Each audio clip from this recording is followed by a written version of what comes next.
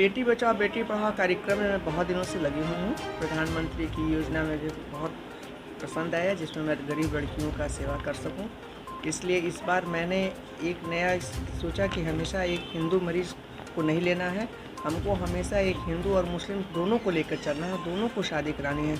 जैसे हम लोग हिंदू और मुस्लिम दोनों मरीज़ लेकर चलते हैं, ऐसा नहीं होता है। इसी तरह से समाज में भी हमको दिखाना है कि हिंदू और मुस्लिम कुछ ऐसा नहीं है, हमें दोनों की शादी करानी है। और हम गरीब लोगों को इसमें काफ़ी बुलाकर उन लोगों को योगदान करते हैं शादी में। कितने लड़कियों का आपने? लड़कियों का 20 लड़कियों का मैंने अभी गर्मियों में कराया है, और यही हमारा है कि कम से कम 30 हम अपने गांव पे, जो गांव हमारा पिलखिनी है, वहाँ पर 30 लड़कियों की शादी हम कराएं, जिस दिन अक्षय नवमी होता है। मैम, बात की जाए तो अभी कुछ दिन पहले, अभी एक हफ्ता पहले भी सरकार की तरफ से बहुत सी कन्याओं का विवाह हुआ, और उसको देखते हुए लेकिन मेरा एक योगदान रहता है, और मेरा पूरे साल में हमारी एक मॉनिटरिंग रहती है कि गरीब लड़कियां कहाँ की हैं, और उसमें कोई जात का नहीं है। मेन हमारे गरीब लड़कियों पर मेरा रहता है, और कुछ गांव में अपने से चाहे कुछ शहर में लड़कियां हमारे पास आती हैं, और उनका योगदान मेरे शादी में होता है। करती हैं उन लड़कियों को, कैसे चिन्हित? उनका एक आधार कार्ड लेते हैं, घर में जाता है उनका एक, मेरा आदमी जाकर उनका फ़ोटोग्राफ लेता है घर का, फिर उनके माँ बाप को बुलाकर देखते हैं उनकी आय क्या है।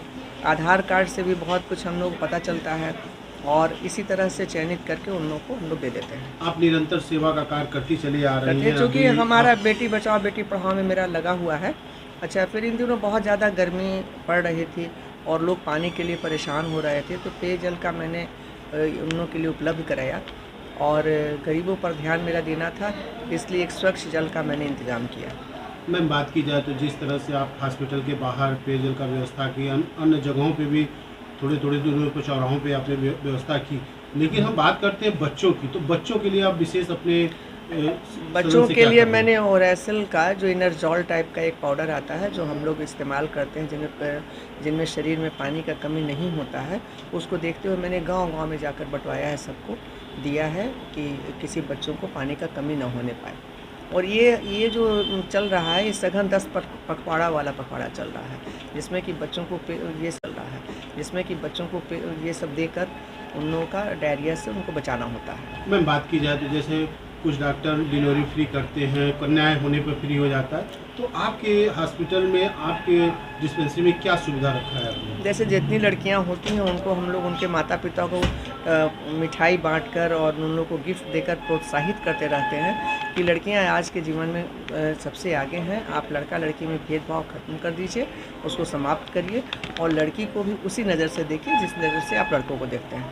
मोदी जी की बातें हैं, बेटी पढ़ाओ बेटी बचाओ, इस पर कितना खरा हो रहा है ये तो हम लोग सारे लोग लगे हुए हैं, जैसे हम लगे हैं, और भी बहुत सारे डॉक्टर्स लगे हैं, कुछ और लोग भी लगे हैं, समाज सेविका लोग हैं, तो हम लोग तो उनके कार्यक्रम को ज़्यादा से ज़्यादा सफल कर रहे हैं। अब कोई भी चीज़ है कि 100% सफल करने में टाइम लगता है, जिसके लिए हम लोग प्रयत्नशील हैं। मैम, बात की जाए तो अब डॉक्टरों की शुमार में बहुत नाम है आपका, तो देखा जाए तो क्या कहना चाहेंगी काशी की जनता की, मतलब इस मुकाम पे आने के बाद? मैंने अपने हॉस्पिटल के सामने एक अच्छा सा बैनर लगवाया है, जिसमें मैंने सबसे पहले यही लिखा है कि लड़की को भी वही अधिकार दीजिए जो बेटियों का अधिकार होता है। ऐसा कभी मत सोचिए कि लड़कियां वो काम नहीं कर सकती हैं जो लड़के करते हैं, और कभी भी उनके जन्म पे आप ये मत सोचिए, भेदभाव रखिए कि आज लड़की हो गई है और लड़का होता तो ये मेरे लिए ज़्यादा सुखद दिन था। ऐसा कहीं कुछ नहीं है। आप इस भेदभाव को, और हम जहाँ तक सोच रहे हैं कि पहले से अब तक ये भेदभाव कम भी हो रहा है, सब भी अपने लड़कियों को ही पढ़ाना चाह रहे हैं, और एक समय आएगा जब ये भेदभाव दूर भी हो जाएगा, क्योंकि हम लोग इसको हटाने में लिए पूरा लगे हुए प्रयत्नशील हैं।